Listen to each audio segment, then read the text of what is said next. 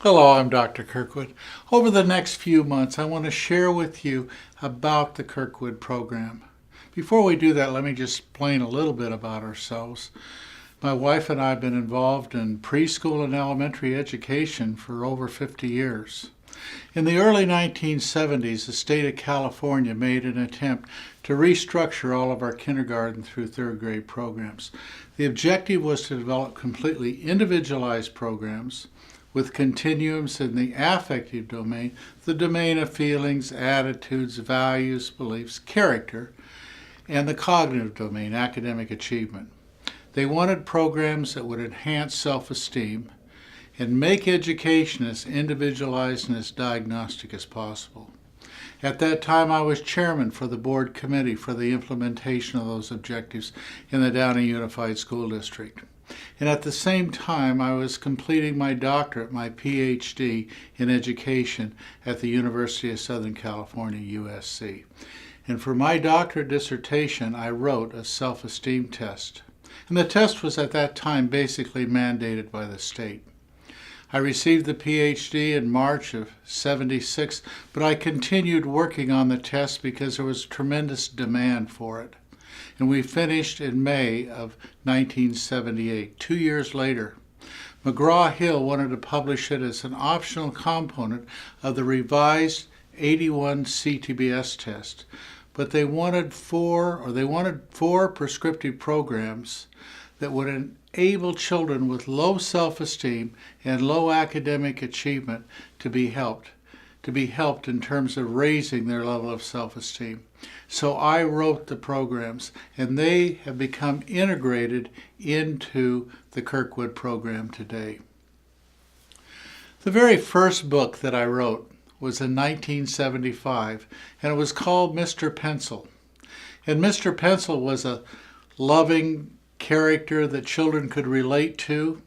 He taught them how to hold a pencil and what not to do with a pencil in terms of sticking it up your nose or in your ear, or even worse, running with it. And Mr. Pencil has evolved over the past 40 years, where it's a character now that reinforces students, that provides some instruction and help when necessary. Please view the following video. My name is Mr. Pencil. I want to be your friend and teacher.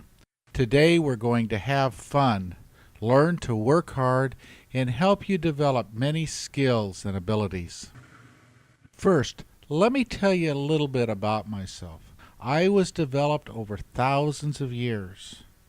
With just one of me, I can make a line over 35 miles long. I can write 45,000 words. I'm usually made of wood on the outside and a graphic hard substance on the inside. The graphic substance is what is left behind on the paper when you write. Now, I want you to hold your pencil in a way that is easiest to write. First, see the hand on the screen? I have a name for each finger and thumb. The thumb I call Thumbkin. Try to move your thumb like this. Go ahead and move your thumb. If you did it, great. This finger I call Pointer. Now move your finger called Pointer. Very good. The important thing is to always try. This is the way you learn. The middle finger I call Tall Man. Move your finger called Tall Man. Good. That's great. Next is the ring finger. A lot of people wear a ring on their ring finger. Please try to move your ring finger. If you did, very good. The last and smallest finger on your hand I call Pinky. Please try to move that smallest finger called Pinky. If you did, great. I'm so proud of you. Now, I want to teach you to hold a pencil, to hold me. See the area between your thumb and your pointer finger? This is where I rest. My pointed part rests on my middle finger tall man like this. Now, The pencil is held by gently holding it with your thumb and pointer like this. Some children in the beginning try to hold me like this. That is wrong. It doesn't work. You must learn to hold me so that I can help you write. I'm a tool in your hand, like a spoon or a fork that you use for eating. I want to introduce you now to some of my Mr. Pencil friends.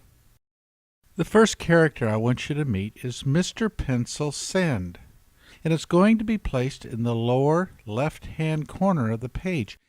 When you finish the learning exercise, click on that.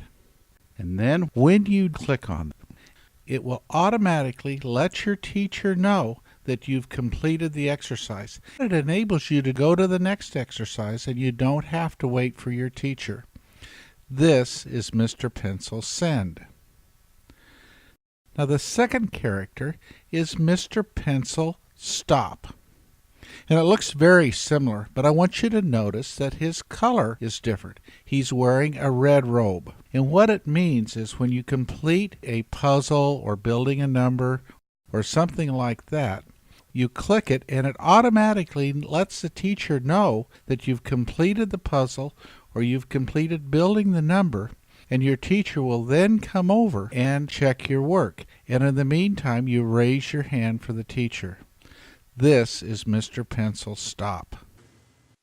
Now, one of the very exciting things for me is that I get the privilege of helping you learn where every key on your computer keyboard is. I'll be jumping up and down on it in your various lessons to teach you where every key is at. The other thing that's so very exciting for me is I get the privilege of being able to give you work unit credit when you complete a learning exercise. So every time you complete a learning exercise, I get to give you work unit credit in your student tracking box. So I will see you at the conclusion of your first lesson. Thank you for giving me the privilege of helping you develop all of your tremendous God-given potential. I am truly honored.